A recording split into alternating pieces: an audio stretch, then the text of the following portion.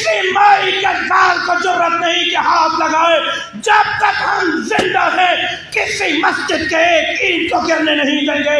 مسجد تک پہنچنے کے لیے جمیعت کے ابابیلوں کے سروں سے گزرنا ہوگا. اگر مسجد سلامت نہیں رہی تو تمہارے عہدے بھی سلامت نہیں رہیں گے, تمہارے دفتر بھی سلامت نہیں رہیں گے.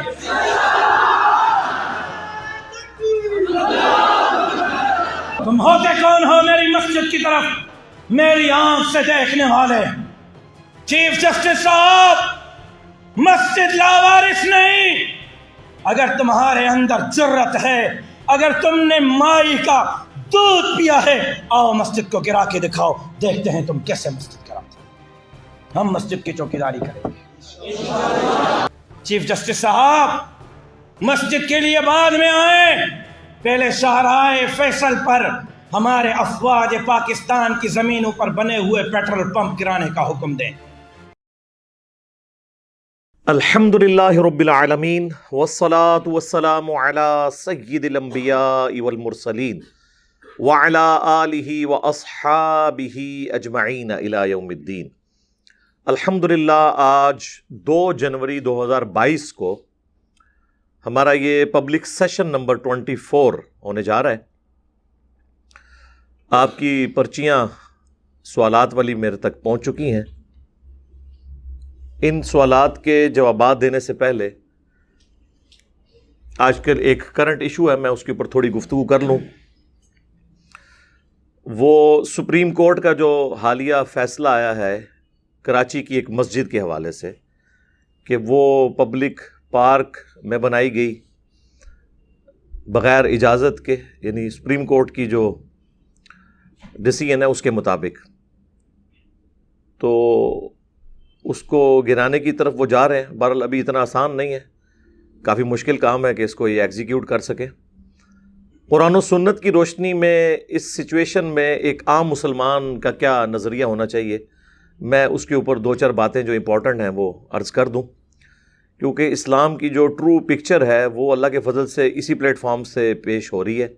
باقی تو سب اپنے اپنے فرقوں کی, اپنے بزرگوں کی, اپنے علماء کی باتیں کرتے ہیں.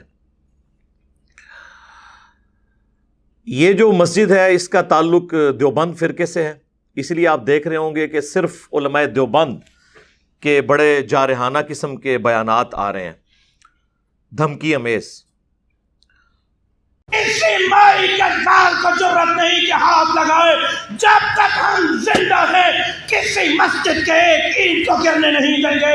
مسجد تک پہنچنے کے لیے جمیعت کے ابابیلوں کے سروں سے گزرنا ہوگا. اگر مسجد سلامت نہیں رہی تو تمہارے عہدے بھی سلامت نہیں رہیں گے, تمہارے دفتر بھی سلامت نہیں رہیں گے.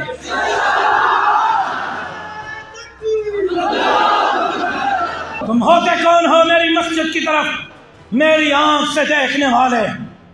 چیف جسٹس صاحب, مسجد لاوارث نہیں. اگر تمہارے اندر جرأت ہے, اگر تم نے مائی کا دودھ پیا ہے, آؤ مسجد کو گرا کے دکھاؤ, دیکھتے ہیں تم کیسے مسجد گراتے ہو. ہم مسجد کی چوکیداری کریں گے. چیف جسٹس صاحب, مسجد کے لیے بعد میں آئیں, پہلے شاہراہ فیصل پر ہمارے افواج پاکستان کی زمینوں پر بنے ہوئے پیٹرول پمپ گرانے کا حکم دیں. یہی بیان اگر کسی پولیٹیکل لیڈر کی طرف سے ہوتا تو ابھی تک سپریم کورٹ نے توہین عدالت لگا دینی تھی. لیکن ان کو بھی پتہ ہے کہ یہ لوگ جو ہیں وہ پاکستان کی سپر پاور ہیں, یا آرمی ہے اور یا مولوی ہیں, تو اس کی طرف سے کوئی اس قسم کا ڈیسیژن توہین عدالت والا ابھی سپریم کورٹ کی طرف سے نہیں آیا.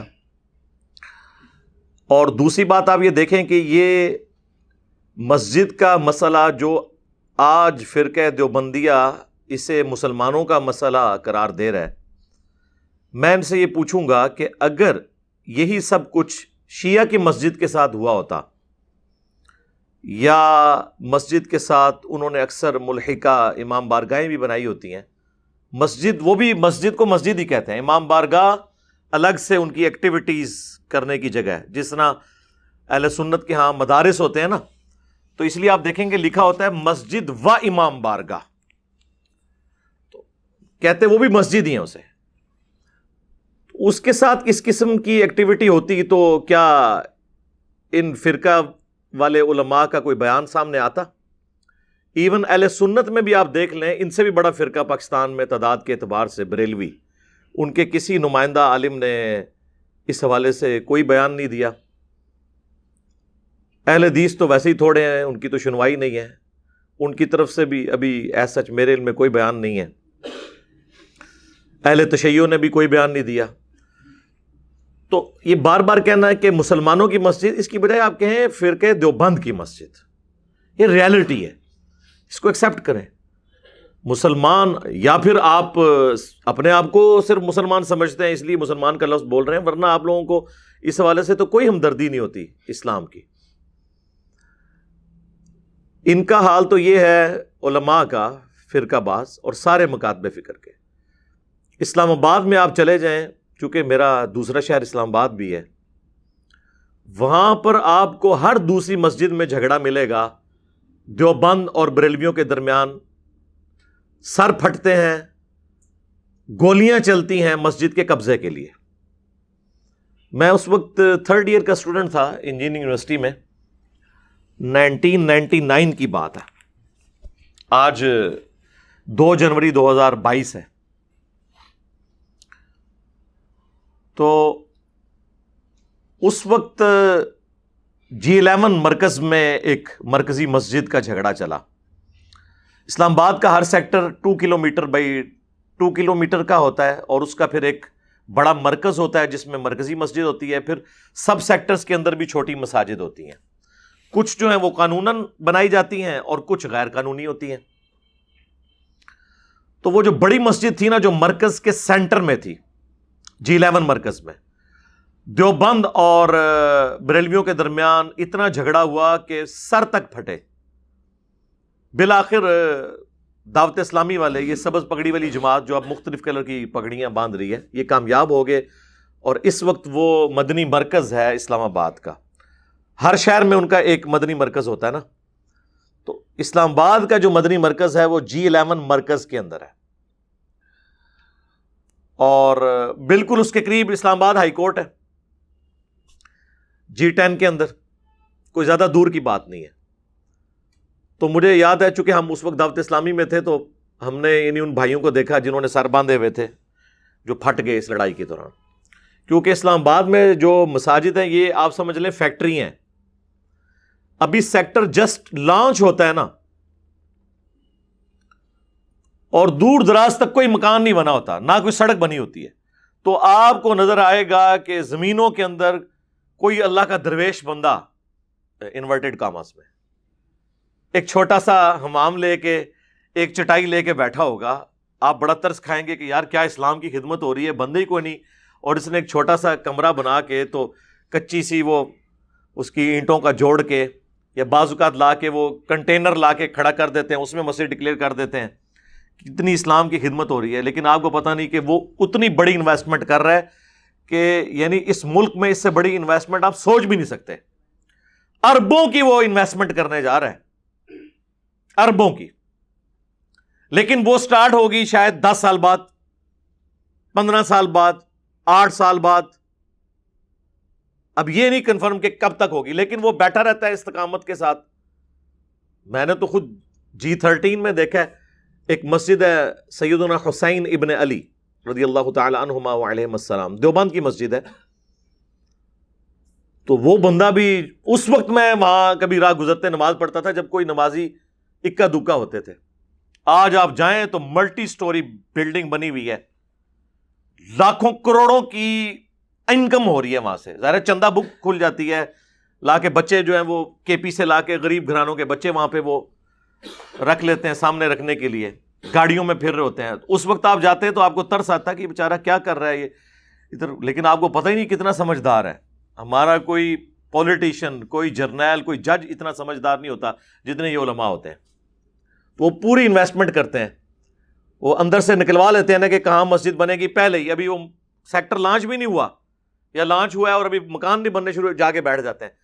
پھر کوئی اگر زیادہ تگڑا ہے تو لڑائیاں شروع ہو جاتی ہیں. تو یہ وہاں پہ تماشا لگا رہتا ہے. ہمیں تو یوزل پتہ ہے یہ میں آپ لوگوں کو اس لیے بتاتا ہوں کہ میں نے دونوں گھر دیکھے ہوئے ہیں، علماء کا کلچر بھی آبزرو کیا ہوا ہے اور یونیورسٹیز کا بھی، تو دونوں طرف کا مجھے آئیڈیا ہوتا ہے کہ یہ کیا کچھ چل رہا ہوتا ہے۔ یہ لوگ آپس میں ایک دوسرے کے فرقے کی مسجد کا احترام بھی نہیں کرتے، چھینتے ہیں ان سے۔ میں تو کہتا ہوں اس سے بھی بڑھ کر ہمیں دوسرے جو ریلیجنز ہیں ان کی عبادت گاہوں کا بھی احترام کرنا چاہیے، اور اللہ تعالیٰ نے ہمیں یہ چیز سکھائی ہے۔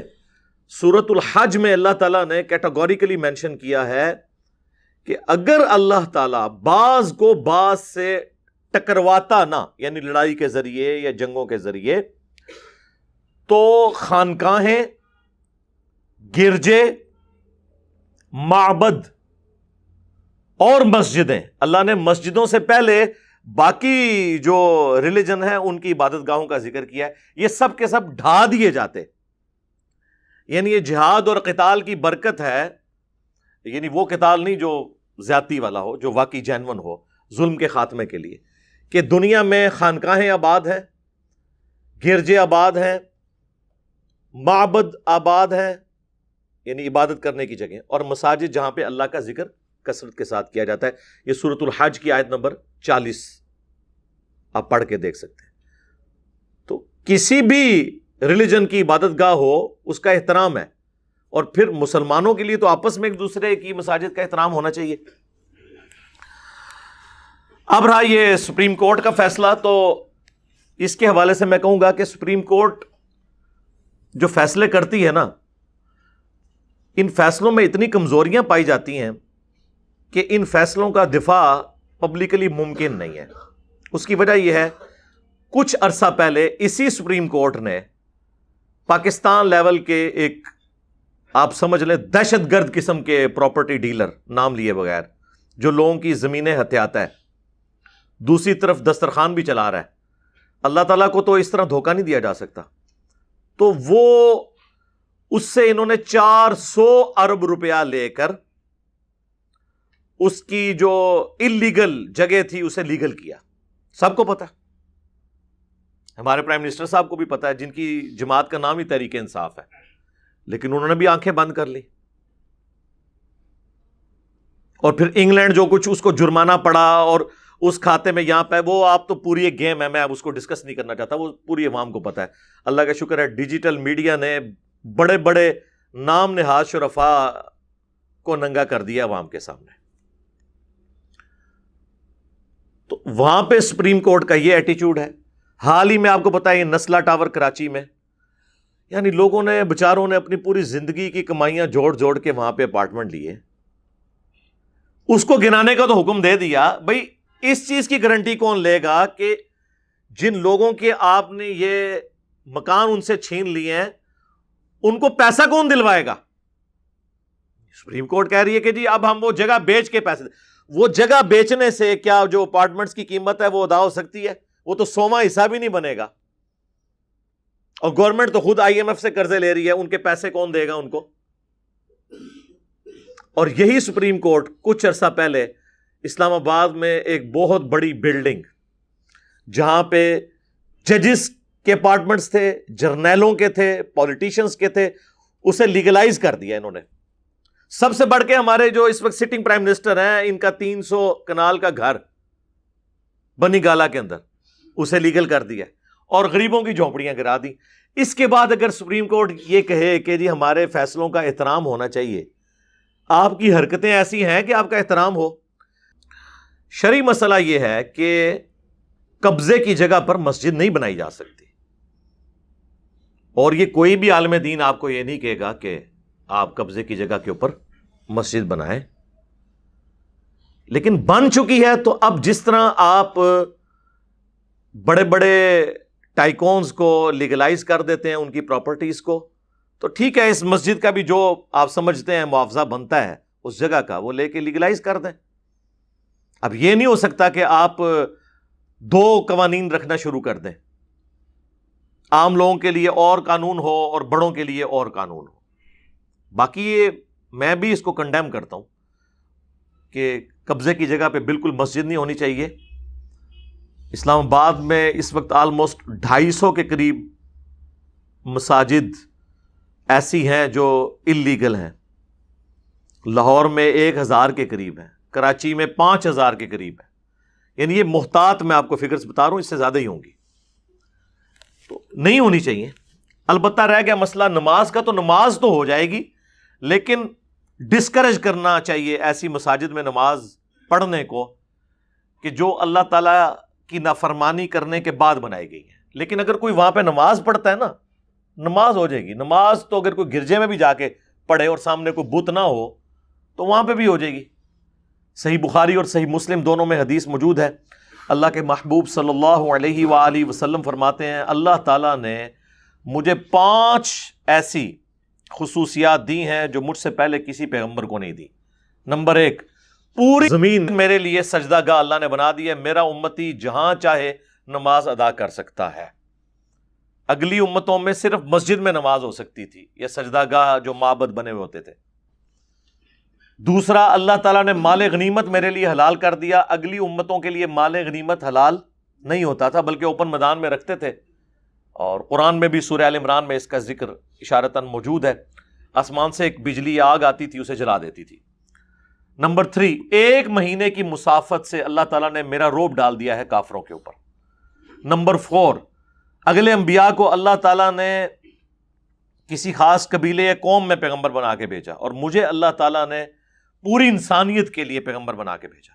وَمَا أَرْسَلْنَاكَ إِلَّا كَافَّةً لِلنَّاسِ بَشِيرًا وَنَذِيرًا، اے محبوب صلی اللہ علیہ وآلہ وسلم، ہم نے آپ کو نہیں بھیجا مگر پوری انسانیت کے لیے خوشخبری دینے والا اور ڈر سنانے والا۔ وَمَا أَرْسَلْنَاكَ إِلَّا رَحْمَةً لِلْعَالَمِينَ، اور اے محبوب صلی اللہ علیہ وآلہ وسلم، ہم نے آپ کو نہیں بھیجا مگر رحمت بنا کر تمام جہان والوں کے لیے۔ اور 5واں، آپ صلی اللہ علیہ وآلہ وسلم نے فرمایا مجھے اللہ تعالیٰ نے قیامت کے دن شفاعت کا اذن دیا ہے۔ اور صحیح مسلم میں جو حدیث ہے اس میں ایک 6ٹھی خصوصیت بھی آئی ہے، اور وہ یہ ہے کہ مجھ پہ ختم نبوت فرمائی ہے، اور اس میں الفاظ ہیں خوتیمہ۔ وہ اکثر جو قادیانی ہے نا وہ دھوکہ دیتے ہیں، نہیں، قرآن میں آیا خاتم، خاتم ہوتا تو ہم مسلمانوں والا مطلب مانتے، تو خاتم کا لفظ صحیح مسلم کے اندر موجود ہے۔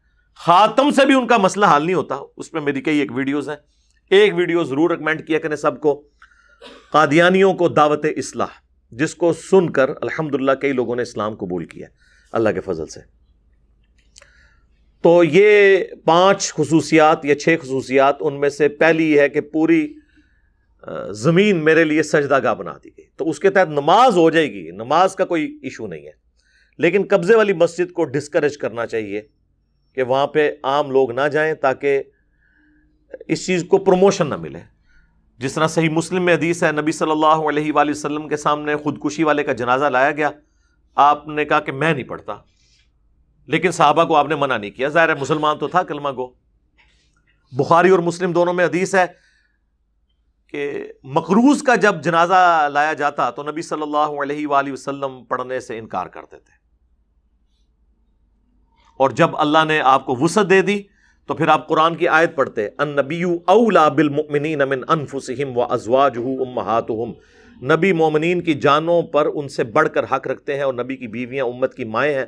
یہ آیت پڑھ کے، حالانکہ اس آیت کا مطلب تو یہ تھا کہ امت نے اپنے نبی کے لیے تن من دھن لوٹانا ہے، لیکن ہمارا پیر وہ ہے کہ جو یہ آیت پڑھ کے کہتا تھا کہ میری امت کا مجھ پہ حق ہے کہ میں روحانی باپ ہوں، چونکہ میری بیویاں امت کی مائیں ہیں، لہٰذا اس بچے کا قرضہ میں اتاروں گا۔ مال غنیمت میں جب اللہ نے وسعت دی غزوہ خیبر کے بعد، تو حضور مقروض کا خود قرضہ اتار کر پھر اس کا جنازہ پڑھایا کرتے تھے۔ صحیح مسلم میں تو یہاں تک آیا کہ شہید کا ہر گناہ معاف ہو جائے گا، قرض نہیں معاف ہوگا۔ حقوق العباد کا مسئلہ ہے، لہٰذا یہ جگہوں پہ جو قبضے ہیں یہ حقوق العباد کا مسئلہ ہے۔ گورنمنٹ کی ذمہ داری ہے کہ مسجد کے لیے جگہ دے، لیکن یہ نہیں کہ آپ نے زبردستی چھین لینی ہے، کسی قانون کے تحت چھینیں گے نا، ورنہ تو پھر دیوبندیوں نے یہ جگہ لی ہے پارک میں، کل کو بریلوی کہیں گے ہمیں بھی جگہ دیں، اہل حدیث کہیں گے ہمیں بھی دیں، شیعہ کہیں گے ہمیں بھی دیں، تو ایک سلسلہ شروع ہو جائے گا۔ تو قبضے کی جگہ تو نہیں آپ لے سکتے اس بنیاد پہ کہ حکومت نے جگہ نہیں دی ہے، آپ اس کو لیگل طریقے سے معاملات کو لے کے چلیں. صحیح بخاری اور صحیح مسلم دونوں میں حدیث ہے, سعید ابن زید حضرت عمر کے بہنوئی ہیں, عشرہ مبشرہ اصحاب میں سے ایک ہے. ان کے اوپر ایک عورت نے الزام لگایا. اس عورت کا نام تھا اروا. اروا الف کے ساتھ, الف را وا اور یا. ایک لفظ ہے عروا, وہ مردوں کا نام ہوتا ہے, وہ عین کے ساتھ ہوتا ہے, اس کے اوپر پیش ہوتا ہے. اور بائی چانس یہ دونوں نام اس حدیث میں ہیں. عروا ابن زبیر روایت کرتے ہیں کہ اروا نامی ایک عورت تھی جس نے الزام لگایا سعید ابن زید پر کہ اس نے میری زمین پہ قبضہ کر لیا. اس وقت مدینے کا گورنر تھا مروان بن حکم. اس نے بلایا سعید ابن زید کو اور کہا کہ آپ پہ الزام ہے. تو انہوں نے کہا کہ تم سوچ سکتے ہو کہ میں وہ شخص ہوں جس نے اللہ کے نبی سے یہ خود بات سنی تھی کہ جس شخص نے کسی دوسرے کی بالشت بھر زمین بھی دبا لی, یعنی 9 انچ یہ ایک بالشت, تو 7 زمینوں کا توق قیامت والے دن اللہ تعالیٰ اس کے گلے میں ڈالے گا وزن کے طور پہ, عذاب دے گا. جبکہ یہ خود بات میں نے اللہ کے نبی سے سن رکھی ہو, اس کے باوجود میں کسی کی زمین دبانے کا سوچ بھی سکتا ہوں. یہ صحابہ میں اور عام امتیوں میں فرق ہے. وہ جب سنتے تھے تو اس کو اسی طرح ہی سمجھتے تھے. وہ یہ نہیں کہتے تھے یا اللہ جو کچھ بھی ہے تیرے محبوب کی امت سے ہے, نہ, ان کو یہ پتا تھا کہ محبوب کی نسبت کام اسی صورت میں آئے گی جب محبوب والے کام ہوں گے صلی اللہ علیہ وآلہ وسلم. تو مروان نے کہا کہ حضرت مجھے اور کسی دلیل کی ضرورت نہیں ہے, آپ خود ثقہ اور صدوق راوی ہیں. انہوں نے کہا نا, ایتھے نہیں مسئلہ ختم ہویا. انہوں نے وہاں کھڑے ہو کر عدالت کے اندر اس عورت کے لیے بد دعا کی کہ اللہ جس زمین کے قبضے کا اس نے مجھ پہ الزام لگایا نا, اسی زمین میں اسے موت دینا ذلیل و خوار کر کے. اور مسلم شریف میں تو پھر آگے ڈیٹیل آتی ہے, یہ بخاری میں بھی ہے مسلم میں بھی. مشکات کی 3 جلد میں آپ کو کرامات والے چیپٹر میں مل جائے گی. یہ صحابہ کی اوریجنل کرامات ہیں, جو میں اکثر کہتا ہوں کہ کرامت دعا ہوتی ہے, کار کے نہیں کچھ بخا سکتا, ایسے نہیں رکھنا. تو مسلم شریف میں تفصیل میں آتا ہے کہ وہ اندھی ہو گئی تھی, اور بالآخر جس زمین کا جھوٹا الزام اس نے لگایا تھا نا, اسی زمین میں ایک اندھے کنویں میں وہ گر کے مری, اور وہاں اس کی قبر وہ کنویں میں ہی بن گئی. اور وہ اس وقت کہتی تھی کہ مجھے سعید کی بددعا لگ گئی ہے. لیکن وہ بددعا پھر آپ کو پتا ریورس نہیں ہوتی, وہ شخص چاہے بھی تو ریورس نہیں ہوتی. یہ اللہ کا ایک قانون ہے. تو یہاں پہ پورے پلاٹ پراپرٹی ڈیلرز نے ہڑپ کیے ہوئے ہیں, ہاؤسنگ سوسائٹیز نے گن پوائنٹ کے اوپر. تو ایک بالشت ایک بندے کی زمین دبائی جائے, یہ جو پبلک پارک ہے تو ساری پبلک سے معافی کروانی پڑے گی, ایک بندے کی نہیں ہوتی. یہ عوام الناس کی پراپرٹی ہے. تو یہ تو 7 ملٹیپلائیڈ بائی جتنی آبادی ہے نا اس علاقے کی, اتنی زمینوں کا لوڈ اس کے اوپر ڈالنا ہے جس نے یہ حرکت کی ہے. اور سپریم کورٹ سے میں کہوں گا کہ ساتھ ہی ساتھ ان اداروں پر بھی کوئی سزا قائم کریں جنہوں نے یہ بننے دیا. اتنی بڑی وہ 5-6 سٹوری بلڈنگ, 7,000 نمازیوں کی گنجائش, وہ ایک دن میں تو نہیں بنی, چندے اکٹھے کر کر کے بنائی ہے انہوں نے. جب بن رہی تھی اس وقت ہمارے یہ ریاستی ادارے اور جو متعلقہ محکمے تھے وہ کدھر مرے پڑے ہوئے تھے, ان کو کون سزا دے گا؟ بس ساروں نے آنکھیں بند کی ہوئی تھی. اور وہ صرف ادھر یہ مسئلہ نہیں ہے, ادھر ہماری جو فورسز ہیں انہوں نے شادی ہال بھی بنائے ہوئے ہیں, وہ بھی سپریم کورٹ نے کہا وہ بھی گرائے جائیں.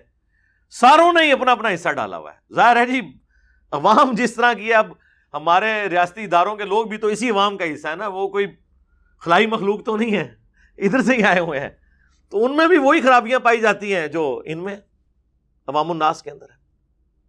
لیکن یہ آخرت میں جائیں گے تو پتہ چل جائے گا. صحیح بخاری میں حدیث ہے, اللہ کے محبوب صلی اللہ علیہ وآلہ وسلم نے فرمایا, جس نے دنیا میں کسی کے ساتھ کوئی ایسا لین دین کرنا ہے, کسی کا حق دبایا ہوا ہے, تو دنیا میں معافی تلافی کر لو, کیونکہ آخرت کے دن درم اور دینار نہیں ہوں گے, تمہیں اپنی نیکیاں دے کر جان چھڑانی ہوگی, اور اگر نیکیاں ختم ہو گئیں تو دوسروں کے گناہوں کا وبال اٹھانا ہوگا. یہ صحیح بخاری کی حدیث ہے, اور اس کی تفصیل آئی ہے صحیح مسلم میں. بڑی مشہور حدیث، نبی علیہ السلام نے صحابہ سے پوچھا جانتے ہو مفلس کون ہے؟ صحابہ نے کہا یا رسول اللہ ہم تو اسی کو مفلس سمجھتے ہیں جس کے پاس دنیا کا مال متاع نہ ہو۔ آپ صلی اللہ علیہ وآلہ وسلم نے فرمایا میری امت کا مفلس وہ ہے جو قیامت والے دن نماز، روزہ، زکوٰۃ، ساری بڑی بڑی نیکیاں، ایک ایک نیکیاں آپ نے گنوائی، ڈھیروں ڈھیر پہاڑوں کے برابر لے کر آیا، لیکن اس حال میں آیا کہ دنیا میں کسی کو گالی دی، کسی کا خون بہایا، کسی کو مارا پیٹا، کسی کا مال ہڑپ کر لیا، چاہے وہ زمین کی شکل میں کیا یا سونا چاندی کی شکل میں یا کرنسی کی شکل میں۔ یہ سارے حقوق العباد والے ایشوز حضور نے گنوا کے کہا وہ سب کے سب لوگ آ جائیں گے اللہ کی بارگاہ میں اور کہیں گے یا اللہ آج تو ہمیں انصاف چاہیے۔ اللہ تعالیٰ فرمائے گا کہ آج تو درہم اور دینار نہیں ہے، اس طرح کرو اس کی نیکیاں لینی شروع کر دو۔ وہ پہاڑوں جتنی نیکیاں ختم ہو جائیں گی۔ ابھی بھی کچھ لوگ باقی ہوں گے جن کا اس نے بدلہ دینا ہوگا، وہ کہیں گے یا اللہ ہم کیا کریں؟ تو اللہ تعالیٰ فرمائے گا اس کی نیکیاں تو ہوگی ختم، اب اس طرح کرو کہ ریورس ایکشن سٹارٹ، تمہارے گناہ اس کے نامہ اعمال میں ڈالے جائیں گے اور وہ اوندا منہ کر کے پھر جہنم میں پھینک دیا جائے گا۔ میں غامدی صاحب کو سن رہا تھا، بڑی اچھی انہوں نے بات کی، انہوں نے کہا یہاں پہ لوگ سمجھتے ہیں کہ ہم اپنے رشتہ داروں کا مال دبا لیں گے۔ سورۃ النساء میں ہے نا، جو یتیموں کا مال ہڑپ کرتا ہے وہ اپنے پیٹ میں دوزخ کی آگ بھر رہے ہیں وہ لوگ۔ دنیا میں یہ آگ ڈورمنٹ پوزیشن میں ہے، آخرت میں ایکٹیو ہو جائے گی۔ دنیا میں آپ زبان پہ کوئلہ رکھیں زبان جل جاتی ہے، لیکن حرام کا مال رکھیں تو کبھی نہیں ہوا کہ آپ کو تھوکنا پڑ جائے کہ زبان جل گئی۔ کیوں؟ مورل لاز دنیا میں ایکٹیو نہیں ہے، وہ آخرت میں ایکٹیو ہوں گے، وہ پیٹ میں وہی جہنم کی آگ بن جائیں گے جو دنیا میں پیٹ کو نہیں جلاتے۔ بعض کو دنیا میں بھی سزا مل جاتی ہے، جسے نہیں ملی ٹینشن نہ لیں، آخرت کی تو اس سے بھی زیادہ سخت ہے، بہت سخت معاملہ ہونے والا ہے۔ تو اسے اوندا منہ کر کے جہنم میں پھینک دیا جائے گا۔ نبی صلی اللہ علیہ وآلہ وسلم نے فرمایا، تو یعنی وہ جو ادھر لوگ بڑا اسے ہلکا سمجھ رہے ہوتے ہیں نا کہ خیر ہے کیا ہو گیا، کوئی مسئلہ نہیں ہے، بڑا حرام کھایا۔ تو غامدی صاحب نے جب ان سے یہ بات ہوئی نا تو انہوں نے کہا لوگ سمجھتے ہیں کہ ہم یتیموں کا مال کھا کر تو تہجد کے اگر پہلے 2 نفل پڑھتے تھے تو 4 شروع کر دیں گے، یہ 4 والا 6 شروع کر دے گا اور میرا وہ معاف ہو جائے۔ تو ایسے نہیں ہونا، ظاہر ہے حقوق العباد تو بندوں نے ہی معاف کرنے، اللہ نے تو معاف ہی نہیں کرنے جب تک بندے معاف نہیں کریں گے۔ تو یہ کسی کے دماغ میں اگر ہے تو نکال دیں۔ صحیح مسلم میں یہاں تک حدیث ہے کہ قیامت والا دن اگر دنیا میں کسی سینگ والی بکری نے بغیر سینگ والی بکری کو مارا ہوگا تو اللہ تعالیٰ دونوں بکریوں کو زندہ کرے گا اور ان کا بھی بدلہ دلوائے گا۔ سینگ والی کا سینگ غائب اور جس کا دنیا میں سینگ نہیں تھا اس کو سینگ دیے جائیں گے کہ آج تو بدلہ ہوتا۔ اللہ تعالیٰ عدل فرمانے والا ہے، جہاں پہ بکریوں کے ساتھ یہ معاملہ ہو رہا ہے وہاں پہ انسانوں کے ساتھ کیا ہو رہا ہوگا، تو سوچنے کی ضرورت ہے۔ ہمیں پرائم منسٹر صاحب اکثر آپ کو پتہ ہے یہ کنٹینر کے اوپر یہ حدیث سنایا کرتے تھے، بلکہ وہ آج کل بھی ہر دوسری ویڈیو کے اندر یہ حدیث سناتے ہیں۔ صحیح بخاری اور صحیح مسلم دونوں میں حدیث ہے کہ ایک فاطمہ نامی عورت کی چوری کا مقدمہ اللہ کے نبی علیہ السلام کے سامنے پیش ہوا۔ اسامہ ابن زید سے سفارش کروائی گئی، باقی صحابہ کی تو جرت نہیں ہوئی لیکن سفارش کروائی۔ یعنی دیکھیں یہ اشرافیہ کتنی بڑی چیز ہوتی ہے کہ صحابہ کرام بھی مرعوب ہو گئے اور کہا کہ جی اس کے بارے میں حضور کوئی نہ ریلیکسیشن کرتا ہے۔ اللہ کے نبی کو اتنا جلال آیا، آپ نے نماز کے بعد مسجد میں ممبر لگوایا اور آپ نے کہا کہ مجھے اللہ کے حقوق کے معاملے میں سفارش کر رہے ہو؟ خدا کی قسم اگلی قومیں اس لیے برباد ہوئیں کہ ان کے اشرافیہ کے لیے اور قوانین ہوتے تھے، عام لوگوں کے لیے اور، پھر اس کو بھی مزید زور دینے کے لیے آپ اس لیول پہ اتر آئے۔ میں کہتا ہوں نہیں، یہ تو اللہ کے نبی کا ہی ذکر ہے کہ اللہ کی قسم اگر میری بیٹی فاطمہ بھی چوری کرتی میں اس کے بھی ہاتھ کٹوا دیتا۔ اندازہ کریں، یعنی اب یہ سمجھانے کے لیے سیدہ فاطمہ جن کے بارے میں بخاری اور مسلم دونوں میں آ رہا ہے کہ وہ جنتی عورتوں کی سردار ہیں، لیکن اللہ کے نبی علیہ السلام نے ان کا نام لے کے ہمیں سنایا کہ تم لوگ یہ نہ کہنا کہ جو کچھ بھی ہے تیرے محبوب کی امت سے ہیں۔ ہم چھوٹے چھوٹے تھے نا تو اسکول میں نا ایک بیج لگایا کرتے تھے، اس وقت بریلویوں کی ایک جماعت ہوتی تھی انجمن طلباء اسلام، ابھی بھی وہ بہاولپور میں اسلامیہ یونیورسٹی میں ہی رہ گئی ہے، باقی تو ایز سچ کوئی نہیں۔ تو انہوں نے ایک بیج بنوایا ہوتا تھا، اس پہ لکھا ہوتا تھا اغیثنی یا رسول اللہ، یا رسول اللہ صلی اللہ علیہ وآلہ وسلم میں آپ سے مدد مانگتا ہوں. ہم بھی بڑے شوق سے لگاتے تھے، لیکن ہم نے کبھی اس کے اوپر توجہ نہیں کی کہ یہ حدیث میں یہ الفاظ آئے کہاں پر ہیں. تو آپ کو حیرانگی ہوگی کہ یہ اغیثنی یا رسول اللہ کے الفاظ بخاری اور مسلم دونوں میں، لیکن وہ جس کانٹیکسٹ میں ہے وہ بالکل 180 ڈگری ہے. بخاری اور مسلم دونوں میں حدیث ہے، اللہ کے محبوب صلی اللہ علیہ وآلہ وسلم نے فرمایا کہ دیکھو اپنے اونٹوں کی زکوٰۃ دو، یہ نہ ہو قیامت والے دن کسی کا اونٹ اس کی گردن پہ سوار ہو اور وہ کہے اغیثنی یا رسول اللہ، یا رسول اللہ میری مدد کریں، تو میں تمہارے کچھ کام نہیں آؤں گا، میں نے اللہ کا پیغام دنیا میں تم تک پہنچا دیا تھا. ایسا نہ ہو کہ کسی کی گائے اس کی گردن پہ سوار ہو اور وہ کہ اغیثنی یا رسول اللہ، یا رسول اللہ میری مدد فرمائے، اور میں نے بیج بھی دنیا میں لگایا ہوا تھا، تو میں نے تمہارے کوئی کام نہیں آنا، میں نے اللہ کا پیغام تم تک پہنچا دیا. پھر حضور علیہ السلام نے ایک ایک بکری، بھیڑ، ایک ایک جانور کا گنوایا اور اغیثنی یا رسول اللہ کے اگینسٹ کہا کوئی مدد نہیں ہونی. کاش یہ حدیث پوری لکھ کے ادھر لگا دیتے نا، جیسے وہ لکھا ہوتا ہے کہ غیبت کے خلاف جنگ جاری رہے گی. اغیثنی یا رسول اللہ کی اس حدیث میں، صحیح مسلم میں حدیث ہے، جسے دنیا میں اس کے عمل نے پیچھے چھوڑ دیا، اس کی نسبت، اس کا نسب قیامت والے دن اسے آگے نہیں کر سکتا. عمل ٹھیک ہے، اچھا ہوا تو نسب آگے کرے گا. وہ پھر فاطمہ جنتی عورتوں کی سردار ہے جو بخاری مسلم میں آیا. وہ حسن و حسین ہی جنتی نوجوانوں کے سردار ہیں جو جامع ترمذی میں، مسند احمد میں اور مشکات میں آیا، لیکن قربانیوں کے ساتھ. اور دوسری طرف وہ کتنی رکت انگیز حدیث ہے بخاری اور مسلم دونوں میں کہ اللہ کے محبوب صلی اللہ علیہ وآلہ وسلم فرماتے ہیں، جب قرآن کی یہ آیات نازل ہوئی نا کہ اے نبی اپنے قریبی رشتہ دار کو آخرت کا، رشتہ داروں کو ڈر سنائیے، تو آپ نے پھر ایک ایک رشتہ دار کو بلا کر کہا. آپ نے فرمایا اے نبی کے چچا عباس، میرے مال سے جو لینا ہے لے لے، اگر اللہ نے قیامت کے دن تجھے پکڑ لیا میں تیرے کچھ کام نہیں آؤں گا. اے نبی کی پھوپھی صفیہ، میرے مال سے جو کچھ لینا ہے لے لے، اگر اللہ کے حضور پکڑی گئی تو میں تیرے کچھ کام نہیں آؤں گا.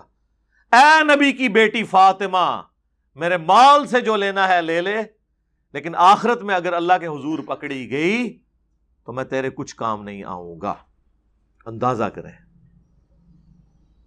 تو اگر نبی علیہ السلام کے چچا، آپ صلی اللہ علیہ وآلہ وسلم کی پھوپھی، اور سب سے بڑھ کر آپ صلی اللہ علیہ وآلہ وسلم کی لاڈلی بیٹی، جنتی عورتوں کی سردار کے بارے میں یہ کہا جا رہا ہے تو بابے تے شاہی کوئی نہیں جڑے کہندے نے جناب اسی تانوں جنت وچ لے جائیں گے، ساڈے مرید ہو جاؤ.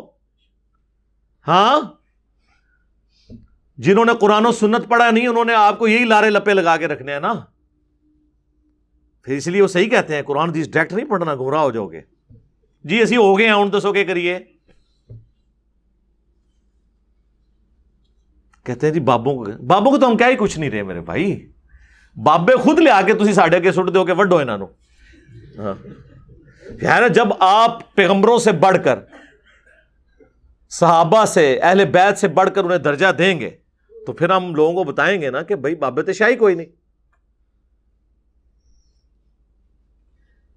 ان کو تو چھوڑ دیں. ہمیں سمجھانے کے لیے اس لیول پہ قرآن حکیم میں یہ آیت 3 دفعہ آئی، سورہ الانعام میں، سورہ یونس، سورہ الزمر. قل انی اخاف ان عصیت ربی عذاب یوم عظیم. اے نبی تم فرماؤ کہ مجھے تو خود ڈر ہے اس بات کا کہ اگر میں نے بھی اپنے رب کی نافرمانی کی تو بڑے دن کا عذاب مجھے بھی آ پکڑے گا.